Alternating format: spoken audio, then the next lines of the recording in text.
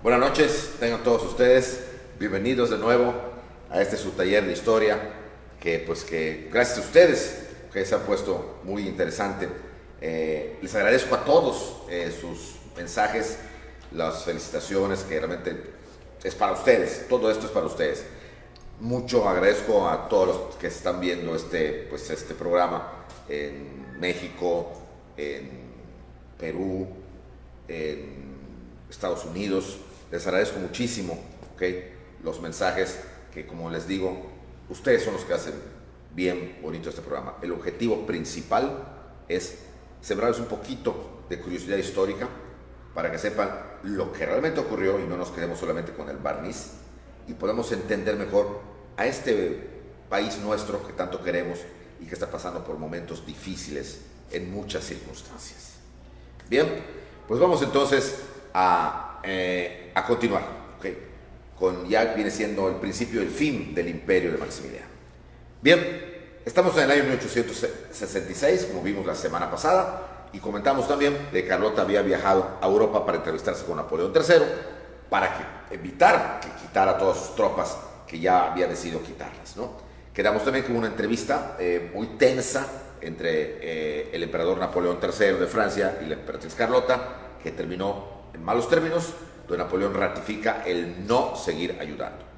Ella, desesperada, pide la ayuda de su cuñado, que tampoco quiere comprometerse, y de su hermano Leopoldo II, que el rey de Bélgica, que tampoco quiere comprometerse. ¿Okay? Y solo le queda un recurso, el Papa.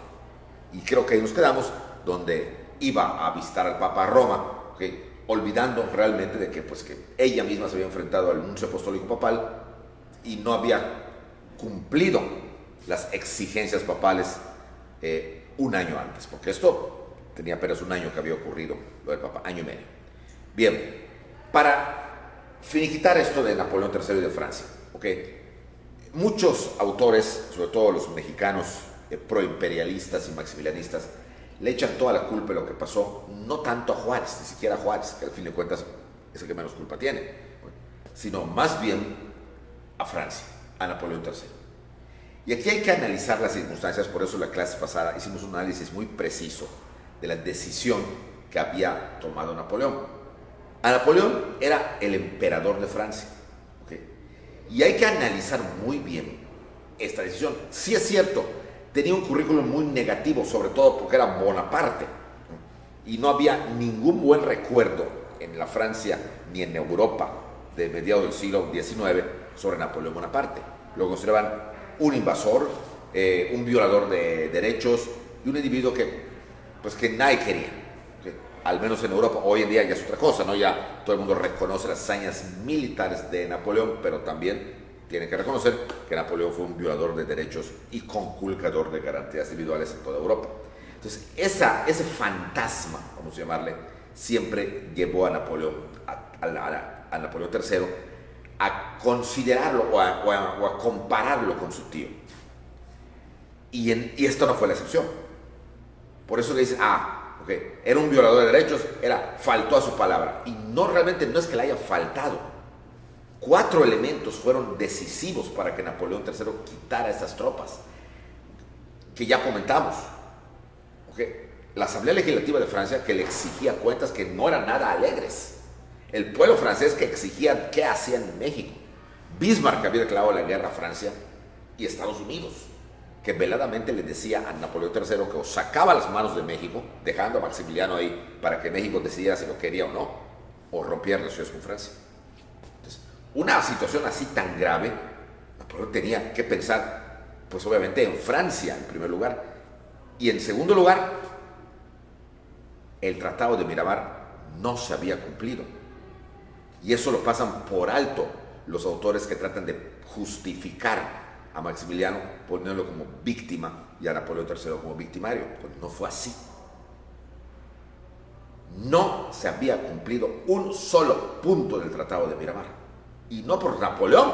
Napoleón tenía ahí a los 40,000 franceses. Él lo estaba cumpliendo. El que no lo estaba cumpliendo era Maximiliano, que no había pagado un peso para amortizar la deuda francesa. No había pagado un peso para pagar todos los gastos de la expedición que había costeado o que había invertido Monry y Jecker. Y lo principal, lo más grave, lo gravísimo, el no haber hecho un ejército imperial mexicano con mexicanos. O sea, lo que hoy en día es una palabra muy común, se colgó. Maximiliano se colgó de Napoleón. Esa es la verdad. O sea, estaba cómodo y no hizo nada. Muchos dicen, de hecho la misma Carlota se lo dijo a Napoleón, que Bazaine los había obstaculizado. Vamos a admitirlo, que Bazaine hubiera obstaculizado la creación de ese ejército. Vamos a admitirlo. Pero Maximiliano eliminó a toda la gama de conservadores que eran los únicos que lo apoyaban. Eliminó a los militares más destacados del conservadurismo mexicano. Sacó del país a Márquez, un gran general, a Leonardo Márquez, para mandarlo a Estambul a hacer ¿qué? Nada. Sacó a Miguel Miramón, ex niño héroe y muy genial militar. Por luego le decían el joven Macabeo. ¿Y dónde lo mandó? A Berlín. ¿A qué? Que aprendiera técnicas militares. Por Dios, él las sabía. Tomás Mejía, el otro, ese se quedó, pero lo puso bajo la supervisión, bajo la autoridad de un coronel francés, cuando él era general. O sea, en pocas palabras, si alguien tuvo la culpa de todo lo que pasó, y que quede muy claro, fue Maximiliano. Él se hizo el harakiri. Lo que pasó con Napoleón y con Francia fue consecuencia de. Nada más, al paso del tiempo y con el romanticismo que vino después, donde el imperio, donde Maximiliano, donde las fiestas, donde todo lo demás, pues obviamente tratan de salvar al archiduque de las responsabilidades que claramente él tenía. O sea que si el fin del imperio se dio, fue por culpa de él, y no tanto Napoleón III. Carlota, mientras tanto, estaba sufriendo ver que Europa le cerraba las puertas. Y eso es una manera de decir, porque hay que tomar en cuenta que Europa entera nunca estuvo de acuerdo con que se pusiera un imperio en México. Entonces no es que se la cerrara, simplemente era el clásico, te lo dije, te lo dije, te lo dije. Pues ahora sí. Es como que el niño que dice, no te subas, te vas a caer, y se cayó. ¡Ah! Bien, fue consecuencia de. Y ahora, Carlota, enrollando toda su soberbia y toda su prepotencia, va a ver al único que lo puede ayudar, a Pío IX, al Papa, con el que año y medio antes se había peleado y se habían roto las relaciones diplomáticas, porque Carlota y Maximiliano, los dos, no quisieron aceptar las condiciones del Papa. Que realmente, ahí sí, porque el Papa estaba exigiendo cosas absurdas, pero ahora era que lo necesitaba.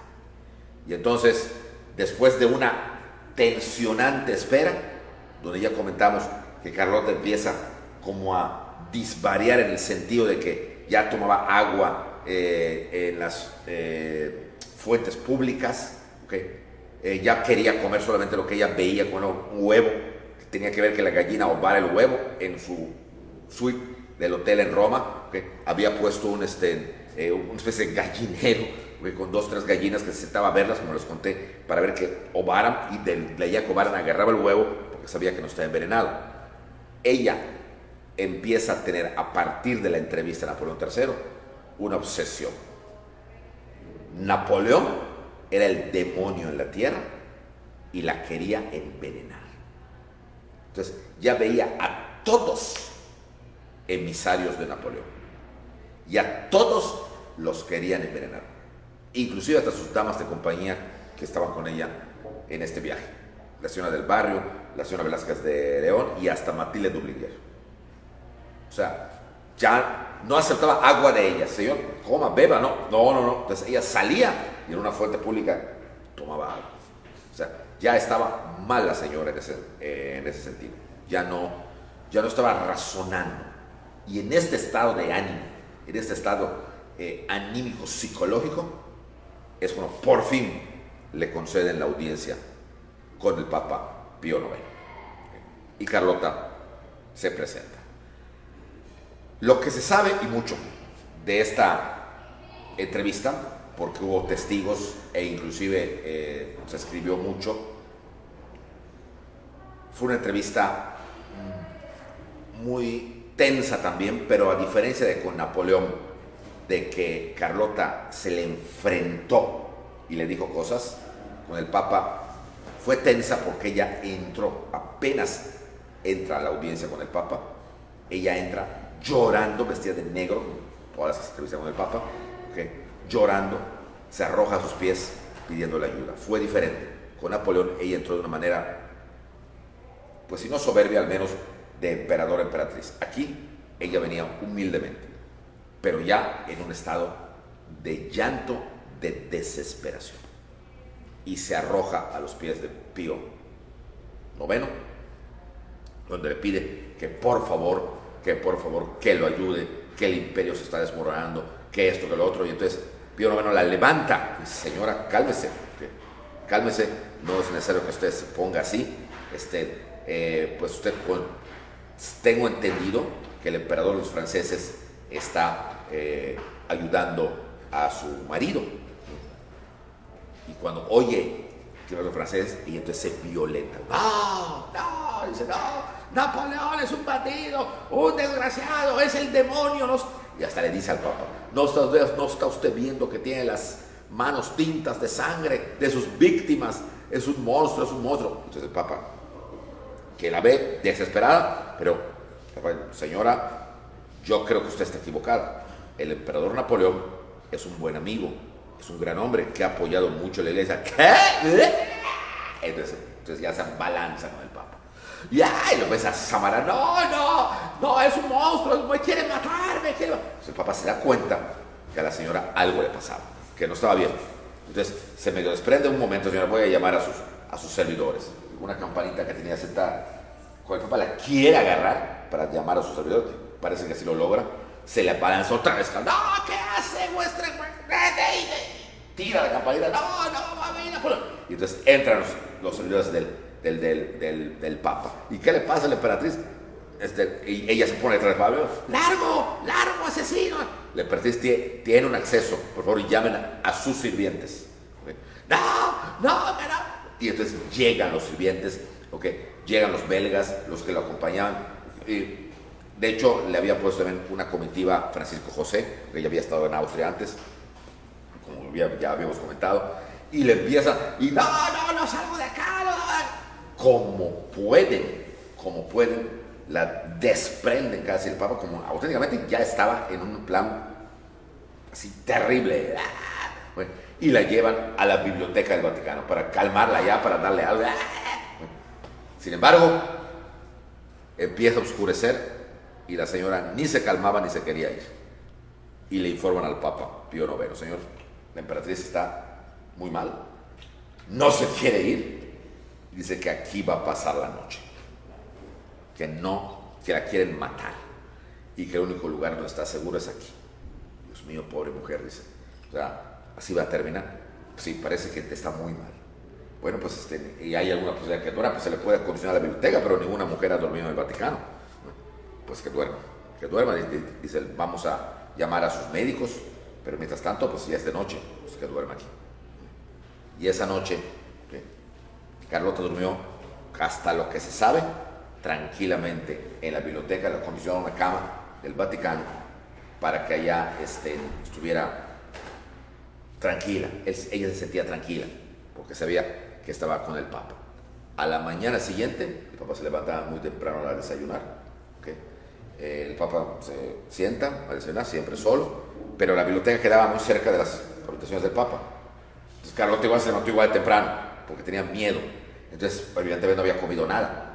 Y entonces abre la puerta y ve al Papa sentado y sale, se acerca al Papa y agarra: señor, me estoy muriendo de hambre. Él extrañado: majestad, se sienta junto a él y ella mete los dedos en un chocolate que tenía el Papa.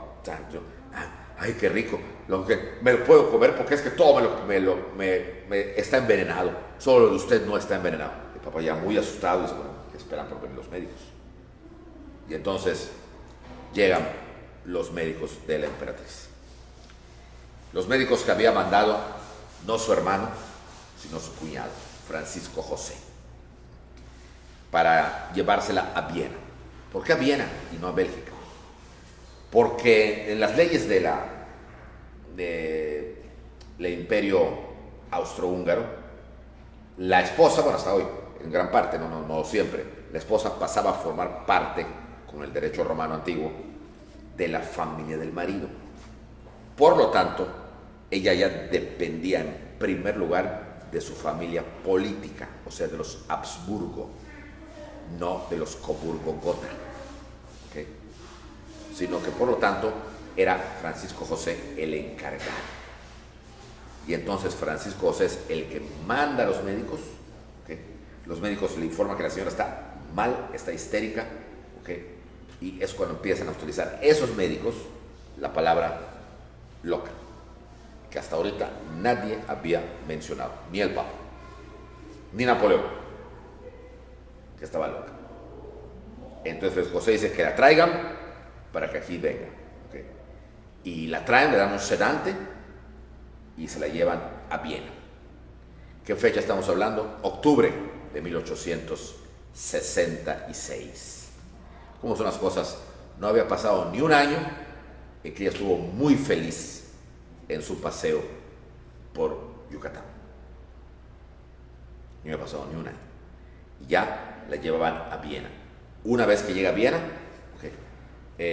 la van a encerrar en el castillo de Miramar, le van a prohibir visitas y los médicos que la atendían, los nombres son austriacos, no los recuerdo en este momento, pero le dicen que estaba mal, que es una persona que ya está loca y que tenía que ser tratada pues por el que atiende a los enfermos mentales.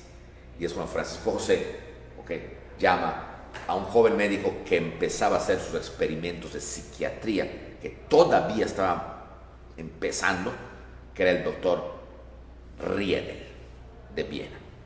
El doctor Riedel se le va a entregar a Carlota y Riedel dice: me voy a encargar de ella.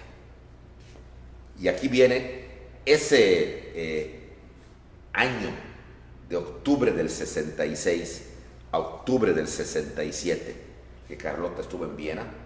Es un año misterioso porque quedó encerrada en manos de los Habsburgo, en manos de Francisco José y de Sisi, que bien a bien no la querían, sobre todo Sisi. No sabemos qué ocurrió en ese año que estuvo allá, porque lo único que podemos saber es lo que ella llegó a decir, cuando su hermano Leopoldo la manda a buscar por fin, casi secuestrada, porque los Habsburgo no la querían entregar.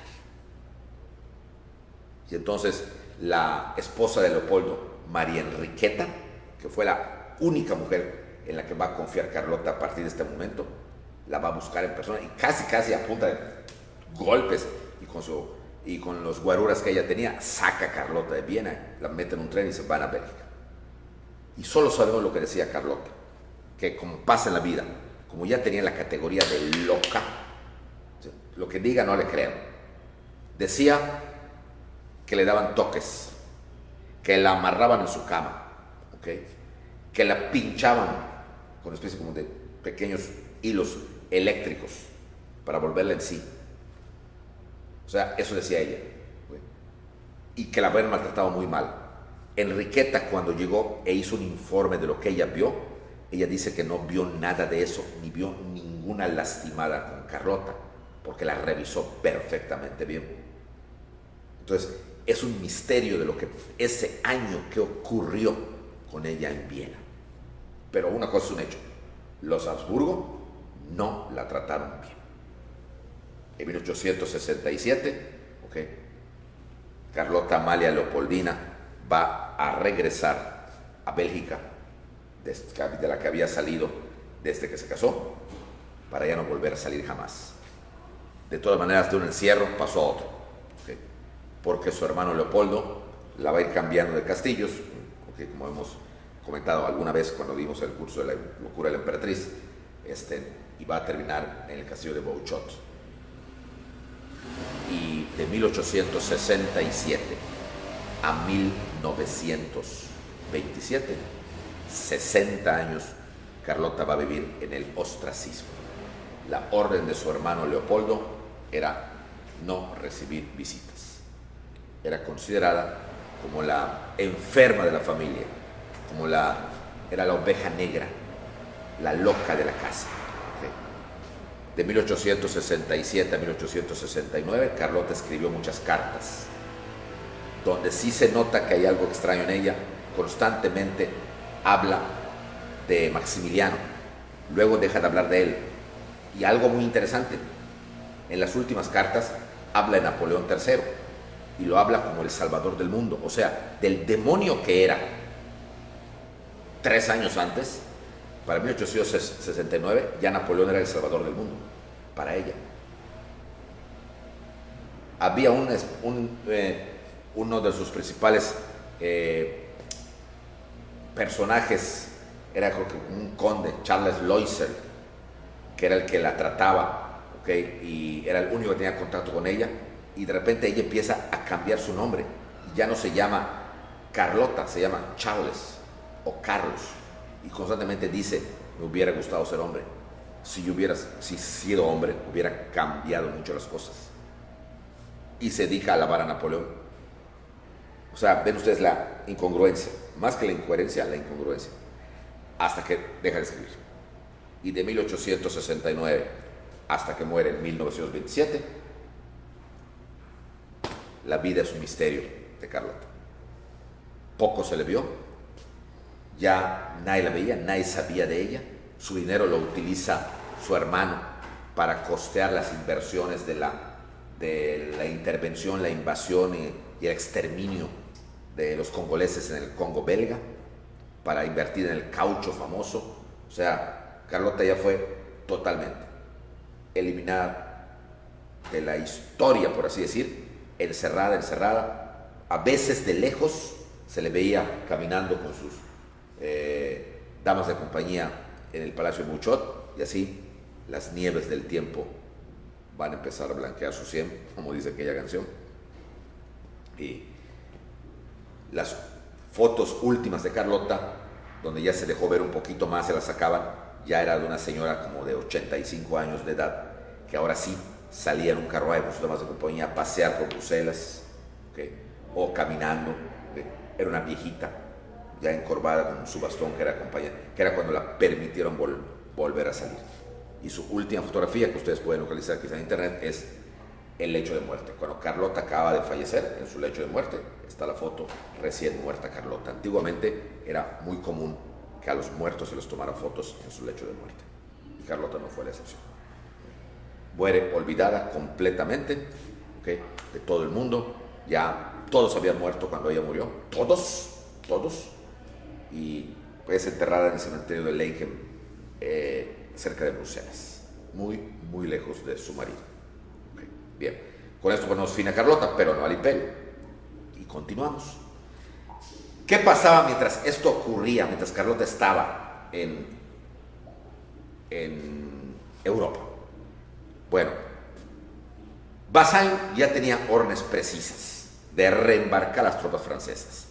Por lo tanto, empieza la retirada, la concentración de las tropas francesas, todos en México, y por partes, poco a poco se iban a ir a Veracruz cuando llegaran los barcos franceses, para irlos recogiendo de 10.000 en 10.000 más o menos, para irse yendo y viniendo a Europa. En 4 tandas se pensaban ir, 2 en el 66 y 2 en el 67. Claro, conforme iban desocupando las ciudades, por ejemplo, Chihuahua, pues los mexicanos, los soldados mexicanos que ya habían regresado, los generales mexicanos como Escobedo, por ejemplo, ¡pum!, la ocupa. El mismo Juárez, cuando él se entera que Brincourt desocupaba Chihuahua y se iba hacia Durango, y luego bajaban y empezaban a irse, Juárez no esperó que Maximiliano se fuera, como era la lógica y como hubieran pensado todos, porque todos, hasta don Benito Juárez, tenía la casi certeza, y ahí falló, a pesar de que era muy estricto en sus cosas, ahí falló, en que Maximiliano se iba a ir. Ellos no sabían lo que había pasado en Europa con Carlota. Simplemente Carlota no había vuelto. Y si no había vuelto era porque no había conseguido ayuda. Era la mentalidad y era lo que pensaban los liberales, los republicanos. Por lo tanto, no lo iban a ayudar. Y Juárez estaba tan seguro de su triunfo porque Estados Unidos ya lo apoyaba a él.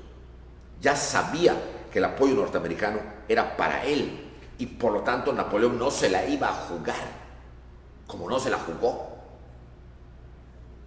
Entonces, para Benito Juárez y para los republicanos era un hecho la victoria. Solo faltaba la fecha. Y conforme se iban retrocediendo los franceses, Juárez empieza a volver. De Paso del Norte sale en el 66 para irse a Chihuahua y ocupar Chihuahua. Esto es importante, ¿por qué? Porque psicológicamente era mostrarle tanto a los republicanos mexicanos como a los conservadores mexicanos como a los imperialistas de que estaban ganando. Vean, ya estoy regresando a México. El archiduque Maximiliano se va a ir y yo voy a regresar. Y Pueblito o Villorrio que desocupaban, inmediatamente lo ocupaban los mexicanos. Y Juárez avanzaba cuando menos 1 kilómetro más hacia la Ciudad de México. Era lo que se le llama el retorno de Benito Juárez. Empezaba a volver con los ministros que aún le quedaban. Realmente ya solo quedaban 2, Sebastián Lerdo Tejada y José María Iglesias, porque los demás en el camino se quedaron porque no aguantaron la presión, o simplemente como Guillermo Prieto, que se peleó con él por aquello de González Ortega y se separó. Pero Lerdo de Tejada, Sebastián y don José María Iglesias fueron fieles hasta el último momento. Y en el carruaje, que antes había una colota de carruajes que lo seguían a la ida, ahora la vuelta nada más era el de él y su escolta.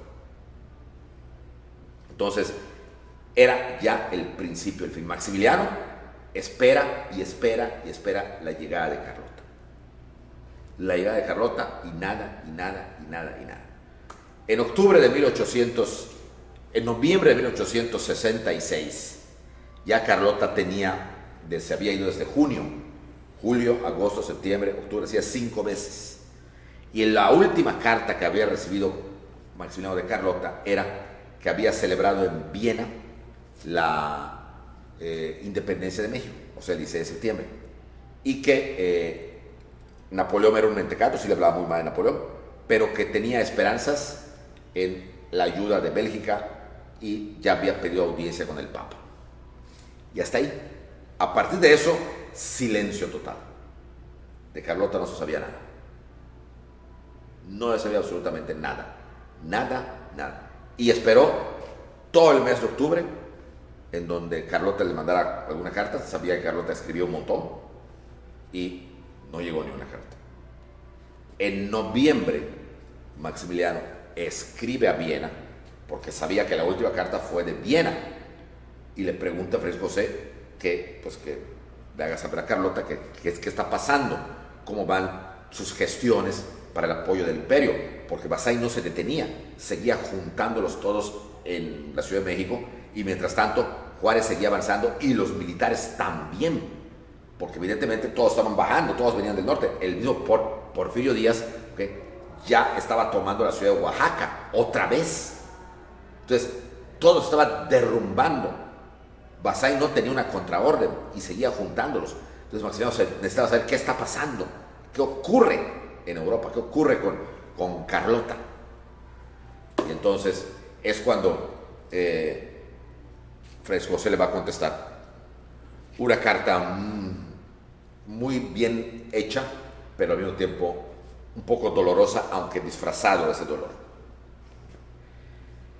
En noviembre llega la carta de Francisco José a Maximiliano, donde le hablaba que la situación estaba grave, que Carlota efectivamente había estado ahí, y que de hecho estaba ahí, todavía estaba ahí, pero que se había enfermado y que por eso no le había escrito ninguna cuestión, pero que no se preocupara, que era una enfermedad pasajera y que estaba en las mejores manos, y que no se extrañara que durante algún tiempecito no escribiera, pero que le escribiera a él, o sea, al emperador, o sea, a Francisco José, y que le informaría. Carlota estaba atendida por el mejor médico y especialista en el mal que tenía Carlota, el doctor Joseph Riedel de Viena. Así terminaba la carta. Maximiliano estaba en Chapultepec, o sea, él, como Habsburgo, tenía conocimiento de todos los médicos de la corte vienesa, y el nombre de Riedel no le sonó, ¿verdad? Nunca he oído de él. ¿Quién será? ¿Quién será?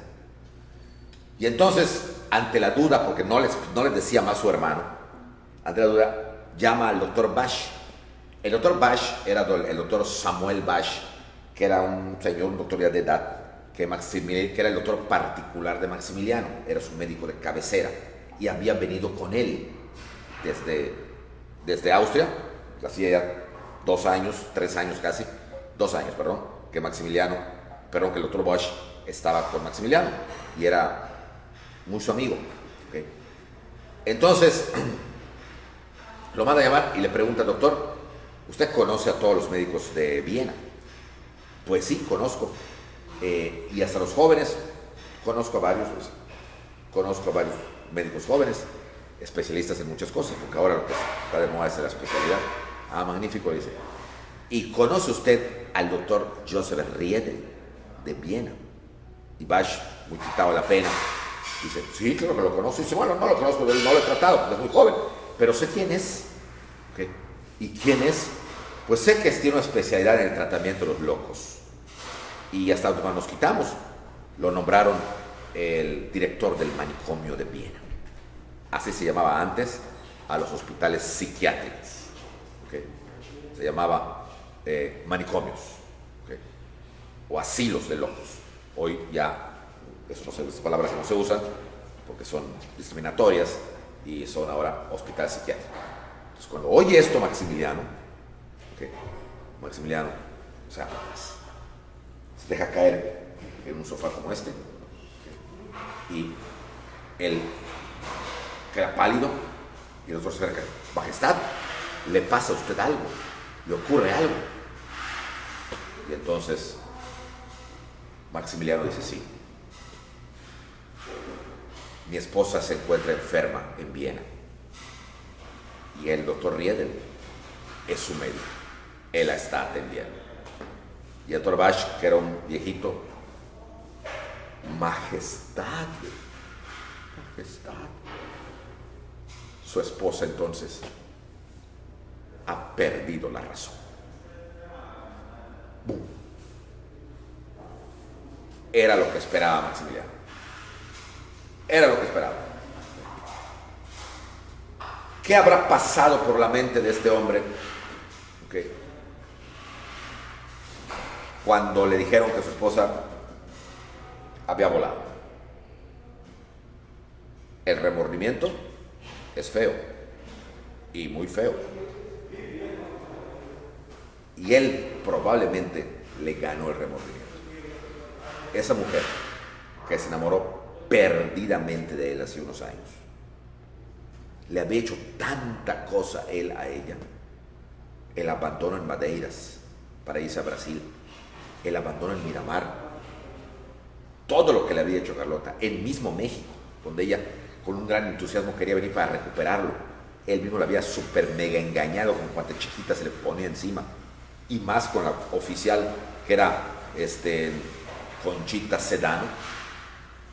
O sea, y que esa mujer lo había sacado de líos grandísimos, como el caso del Papa y como otros más, y ahora mismo ella había estado, probablemente por eso se había perdido, tratando de pedir ayuda por él, porque Maximiliano sabía que ella se moría por él, ella por él, pero él por ella no, nunca. Pero el remordimiento le cayó el 20. Esa mujer hermosa, pero que él había despreciado por ese sensualismo que tenía él, estaba enferma y probablemente loca. Y entonces le dice a la Basch: señor, nos vamos a Viena. Majestad, nos vamos. No tiene caso quedarse acá. Napoleón no me apoya. Mi esposa me necesita. Y le dice al doctor: doctor, sé que usted no es especialista en esas enfermedades, pero usted cree que si Carlota me ve, recuperaría la razón. El doctor dice, Majestad, como usted bien dice, no es mi especialidad, pero como médico le digo que es muy probable. Yo al menos lo intentaría. No se diga más. Prepárenlo todo, ¿ok? Preparen mi abdicación, llamen a Herfels, ¿ok? Llamen a y nos vamos a Veracruz. Una vez listo todo, nos vamos porque me regreso a Europa. No tiene caso ya quedarse acá. Esto era lo lógico, lo prudente, no lo cobarde, lo prudente, lo correcto, lo que debía ser. Pero evidentemente se empiezan a mover las situaciones. Y el Partido Conservador, que estaba totalmente relegado por Maximiliano, no aplastado, sino relegado por Maximiliano, como que resucita. Dice, ya se va. Ahí dice que se va. Ahí dice que se va. ¿Qué pasa? ¿Cómo es que resucitó el Partido Conservador, por así llamarlo? Porque sabía que si se iba Maximiliano, el triunfo rotundo era de Juárez. Y si la vez pasada, en la Guerra de Reformas, Juárez no los barrió, ahora que tenía todo el poder, además el apoyo ya de una Norteamérica victoriosa y unificada, los iba a barrer. Ellos pensaban que no había salvación. Ellos sabían, al menos eso creían, que si se iba Maximiliano, que era su tabla de salvación, ellos se ahogarían. Juárez los pisaría. Ahora sí, como les diría, les dio una oportunidad. ¿Qué hicieron? Fueron a buscar ayuda extranjera. Pues ahora tomen perros y vámonos. Se iban a fusilar a todos, porque todos estaban involucrados. Entonces tenían miedo.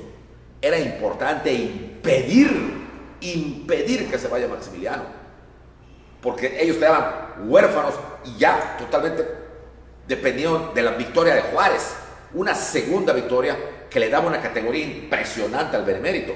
O sea, definitivamente era algo que ellos no podían permitir. Y entonces empiezan todos aquellos que habían formado al principio la Asamblea de Notables y que los había relegado Maximiliano, que luego no les dio puestos, y todo lo demás, como Ignacio Aguilar y Marocho, como Miranda, como Velázquez de León, como un montón más, se tienen que juntar. Maximiliano tenía un asesor religioso que era un sacerdote alemán, jesuita, llamado Agustín Fischer, que muy ambicioso el tipo, ambiciosísimo, tampoco se quería ir porque ya tenía business en México. Y entonces se reúnen con los conservadores y dicen, padre, usted es el que lo tiene que aconsejar, que no se vaya, pues, vamos a intentarlo. ¿Okay? Los más contentos que Maximiliano estuviera haciendo maletas y empacando no era Juárez, para que vean, no eran los republicanos. ¿Saben quiénes eran los más contentos? Los franceses, Bazaine.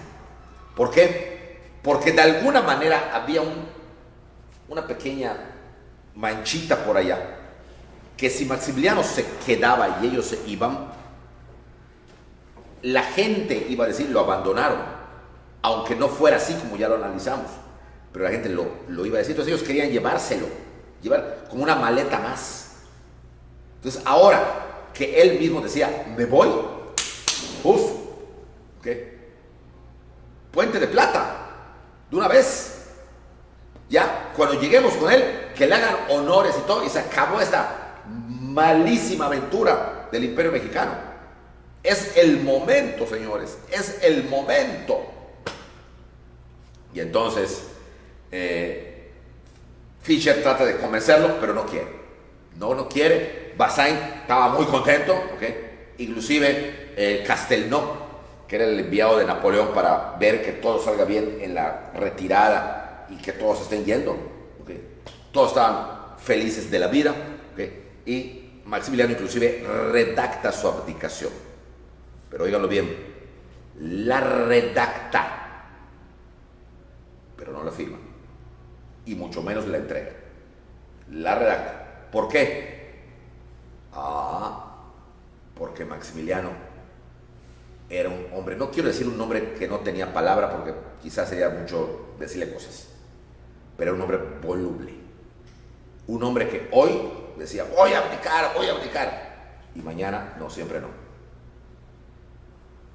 Y él sabía que tenía esa, ¿cómo llamarle?, debilidad. Y entonces Maximiliano solo la redacta, pero no la firma. La guarda. ¿Qué se sabe? Según Blasio, que pensaba entregar su abdicación al momento de subirse al barco e irse a Francia, entregar la abdicación. Por eso no la había firmado ni la había entregado. Pero ahí ya vemos que el individuo era así, un calificativo lo menos duro, voluble. Él mismo no confiaba en sí mismo. No estaba seguro, qué terrible personalidad, ¿eh? No estaba seguro de lo que iba a hacer. Entonces, se prepara todo, mientras Bazaine, ya queriéndose deshacer de todas las armas, porque no así va a llevar, había muchos que estaban descompuestos, bueno, vamos a regalarlas. ¿A quién? ¿A quién? Y en secreto empieza a ofrecer las armas como no tenían contacto con Juárez, a Sebastián Lerdo Tejada y a Porfirio Díaz. Casi que se las regalaba. De hecho, Bazaine no quería dejar a México sin gobierno y le ofrecía que reconocerían ellos a Lerdo Tejada, a Sebastián. Y aquí es por eso don José Fuentes Mares, el gran autor mexicano, ex rector de la Universidad Autónoma de Chihuahua, gran historiador, fallecido hace ya bastantes años. Él dice que fue la época de patriotismo y la única verdadera época donde los mexicanos de uno y de otro bando pelearon, no por el poder vil o por la ambición del business, sino por la patria. Fue la única época esta, la del Imperio Maximiliano, donde los dos grupos pensaron que era lo mejor para México. ¿Por qué? Porque Sebastián Lerdo Tejada, en una carta que lo eleva mucho, contestó que él no se entendía con invasores y que para todo caso debía ser dirigida al señor presidente de México, Benito Juárez. Una lealtad hasta ese momento de Lerdo, digo hasta ese momento porque luego ya no, entonces digo que esa es la época más interesante, más patriótica. Lerdo mantenía una lealtad hacia Juárez y hacia la patria. Y lo mismo Porfirio Díaz. Porfirio Díaz le dijo a Bazaine y le recordaba que una vez le dijo él, cuando le ofreció el bastón de mariscal por conducto de Maximiliano, que los franceses no querían nada, solo querían verlos en el mar. Y por lo tanto, no pactaba con invasores que habían apoyado la traición en su patria. Dos respuestas dignas, que se hicieron de alguna manera de espaldas a Juárez y que perfectamente bien cualquier tipo que ambicioso lo hubiera aprovechado, porque Juárez no tenía más poder que el de la ley, y ni uno de los dos a los que se dirigió Bazaine accede a esta petición, ninguno. Eso demuestra una gran fortaleza en ese sentido, porque perfectamente pudieron haber desconocido a Juárez, cualquiera de los dos. Que años después va a pasar otra cosa, bueno, eso es otra cosa, pero en ese momento el concepto era: la invasión está aquí, Maximiliano es un extranjero, la traición está aquí, hay que acabarla. Ya luego nos pelearemos entre nosotros, pero ahorita estamos unidos. Entonces, nadie aceptó nada, absolutamente nada, y entonces, pues, todos a Veracruz, todos. El mismo Maximiliano no es convencido por Fisher, ni es convencido por los conservadores, que vuelven otra vez a la carga y lo siguen hasta Veracruz. Maximiliano se va a establecer en Orizaba, mientras empezaban a empacar sus cosas en Chapultepec y a llevarlas a Veracruz, mientras esperaban los barcos que vendrían a buscarlos, inclusive a él. En Orizaba, mientras tanto, Maximiliano trataba de relajarse, se vistió otra vez de charro, con el doctor Billy Meck cazando mariposas, mientras los conservadores estaban buscando cómo evitar que se fuera. Maximiliano, ahora sí, su gabinete estaba hecho de puro conservador. Vean qué interesante. Maximiliano al principio los despreció. Ahora que se iba, ellos lo rodeaban. Y al final vean qué incongruencia, ya no digamos de él, sino de la misma historia, que es muy loca, sobre todo la nuestra, esa incongruencia de que al final de cuentas Maximiliano va a morir al lado de dos eminentísimos conservadores a los que él había despreciado. O sea, vean ustedes qué situación, ¿no? O sea, ¿cuándo se iba a imaginar que él, siendo un liberal europeo que vino aquí, desprecia a los conservadores? Si le hubieran dicho vas a morir al lado de ellos y ellos apoyándote a ti y tú a ellos, se hubiera muerto de risa. Pero en fin, así son las cosas. Entonces, ahí está todo. Y efectivamente llega el barco. Bazán ya tenía una gran cantidad de gente. Era diciembre de 1866. Ya tenía una gran cantidad de gente. Quería ya llevarse a todos los que pudiera, lo más que se pueda.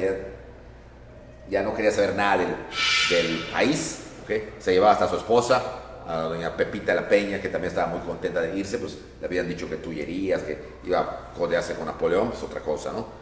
Y entonces todos estaban muy contentos, estaban yendo. Pero en ese barco que venía a buscarlos, no venía vacío, venía con gente. Y entre esa gente venían muchos de los conservadores que estaban en Europa y que veían que esto se estaba acabando, que el imperio estaba tronando, y venían a tratar de evitar ese truene. Pero entre todos los que vinieron, había dos que van a ser claves en lo que va a pasar: Miguel Miramón y Leonardo Márquez. Sin que los hubieran llamado, Márquez se enteró en Estambul de lo que pasaba y Miramón en Berlín. Y por su propia cuenta, los dos se presentaron en Francia, coincidieron, se enteraron de lo que estaba pasando y decidieron venir para ayudar a Maximiliano, para evitar la caída final y definitiva del Partido Conservador y en este caso del imperio de Maximiliano. ¿Ok? Y entonces llegan y el que los recibe es el padre Fischer. Dice, señores, qué bueno que llegan ustedes a tiempo, llegaron. ¿Por qué? Porque su majestad está en Orizaba, ya está empaquetando todo, ya está, hizo su abdicación. ¿Su abdicación? ¿No? ¿Pero cómo va a ser? No, es que no la ha presentado. Empieza a dársela a Castelnau cuando se suba al barco. Pero ya llegó al barco. Ahorita en unos días que esté y que se prepare todo, el emperador va a bajar a Veracruz, porque está aquí cerca, en Orizaba, y nos vamos a ir. Entonces, hemos llegado tarde, que le dijo Miramón a Fischer. No tan tarde. No tan tarde porque hay una esperanza. ¿Cuál? Y que Fischer dijo, más bien dos. ¿Qué esperanza? Ustedes dos. Si alguien lo puede convencer, son ustedes dos. No lo va a convencer Almonte, no lo va a convencer Salas, no lo va a convencer nadie, ni el obispo de la Bastida, nadie, ni siquiera yo soy su asesor religioso, pero ustedes dos sí. ¿Y por qué está tan seguro? Le dice Miramón, porque ustedes son militares. Él sabe de la calidad de ustedes. Él sabe que de no haber intervenido los norteamericanos, ustedes dos, solo con ustedes dos, ganaban la guerra anterior a Juárez. Si ustedes le presentan un plan de campaña y con el apoyo de los conservadores que vuelven a estar presentes, el emperador se queda. Es cuestión de convencerlo. Miramón le dice, ¿cómo está usted tan seguro que lo vamos a convencer? Si ya decidió irse. Y es acá donde Miramón no conocía a Maximiliano. Y es acá cuando dice, bueno, yo conozco a mucha gente, general Miramón, pero nunca he conocido a alguien tan indeciso que el emperador. Él dice que ha tomado una decisión, pero no la toma. Y es el momento de cambiar. Y cuentan que Márquez le dijo, son más complicadas las tácticas de los clericales que las de los militares. Y que Fischer dijo aquella famosa frase, ningún imperio ha durado tanto como la iglesia, general. Por eso somos más complicados. Pero ustedes pueden. Con esa estrategia, ustedes pueden. Voy a conseguir una entrevista en Orizaba con él antes que se decida venir a Veracruz. porque aquí están los franceses, aquí está Bazaine, y una vez que él llega aquí, Bazaine lo va a copar, y aunque sea empujones, lo va a subir al barco. Tenemos que evitar que llegue a Veracruz, y solo lo pueden hacer ustedes. Y Fisher le consigue una entrevista con Miramón y con Márquez en Orizaba. Ya todo estaba listo, ya Maximiliano ya sabía que estaba el barco, y ya estaba preparado todo, ya había preparado todas sus maletas, todo, y tenía la carta de abdicación. ¿Okay? Y concede lo que para muchos fue una audiencia que le va a cambiar la vida auténticamente, que fue la de Miramón, Márquez, y estaba presente Fisher, en Orizaba, en la sala de una pequeña como quinta que tenían allá en Orizaba los conservadores, donde estaba hospedado Maximiliano. Hay la entrevista, y en donde le dicen que pueden resistir. Maximiliano al principio dice no, no se puede, no se puede, no se puede y no se puede. Ya se van los franceses, no tenemos fuerzas. Y es acá cuando Márquez dice, señor, estamos nosotros, podemos volver a la batalla, se puede. ¿Okay? Si usted me da la autoridad para formar otro ejército mexicano, ¿okay?, lo haremos. Los señores dicen, ¿por qué no se ha formado ese ejército, general Márquez? Y Miramón dice, eso no lo sabemos, señor. Nosotros nos enviaron muy lejos. El señor se queda callado porque es una pedrada para él. Y solo contesta, reconozco que se ha cometido un error con ustedes dos, pero creo que es tarde para enmendarlo. No, señor, le dice Miramón, podemos. Yo vencí a Juárez en la guerra de Reforma, solamente que él metió traicioneramente a los norteamericanos. Pero esta vez podemos. El problema es Juárez, señor. El problema es Juárez. Si usted me da tropas suficientes, yo hago un ataque sorpresa y le traigo el cadáver de Juárez. Muerto Juárez, no importa Escobedo, no importa Díaz, no importa Riva Palacio. El problema es él. Hay que acabarlo. Permítamelo. Okay. Y Márquez, señor, podemos. Sí se puede, señor. Sí podemos. Denos el voto de confianza. Se puede. Okay. Y Maximiliano miraba a ver a Fisher. Fisher le decía, Majestad, confía en ellos. Sí se puede. Sí se puede. Sí se puede. Además, señor, recuerde que un Habsburgo jamás ha abandonado su trono en momentos de peligro. Ya queda así. Se puede. Se puede. Cuando Bazaine nota que Maximiliano está dudando y no va a Veracruz, se traslada a Orizaba. Majestad, ya está todo listo. Vámonos. Y empieza, es que no sé. Majestad, vámonos. Y Maximiliano dice, me quedo. Y la carta de aplicación, me quedo. Mi pueblo me necesita y como Habsburgo no puedo en ese momento flaquear.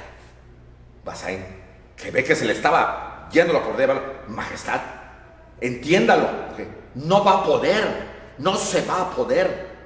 Hemos estado 3 años aquí nosotros y no hemos podido. 40,000 franceses. ¿Usted cree que 10,000 mexicanitos, por mucho que haga Miramón, Márquez y todos ellos, van a derrotar a Juárez? No va a poder, señor. No va a poder. La victoria es de ellos. Ya entiéndalo, Majestad. Juárez no está jugando. Lo van a matar, señor. Lo van a matar. Para Juárez no existe el derecho divino.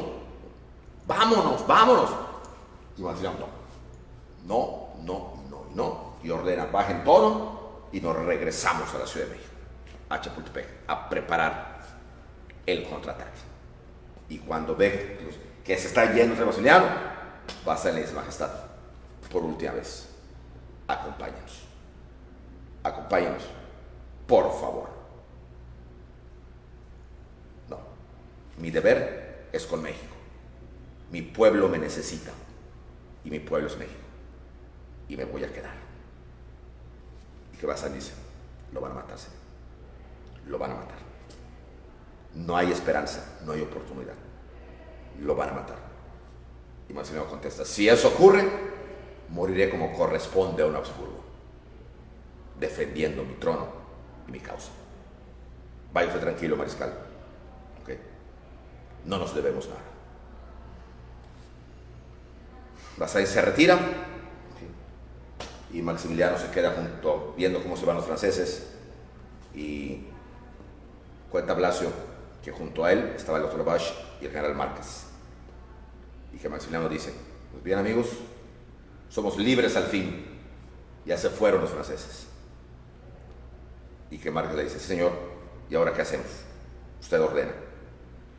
¿Qué hacemos, general? Defender nuestra libertad hasta la muerte. Organicemos el ataque. Si Juárez es el problema, contra Juárez. Y se va a preparar un contraataque, porque Maximiliano no se da cuenta que lo que estaba haciendo era fomentar otra vez la guerra civil, porque volvía la vieja lucha, liberales contra conservadores. Pero lo que va a pasar, lo veremos la próxima semana. Muchas gracias a todos ustedes y que tengan muy buen inicio de semana.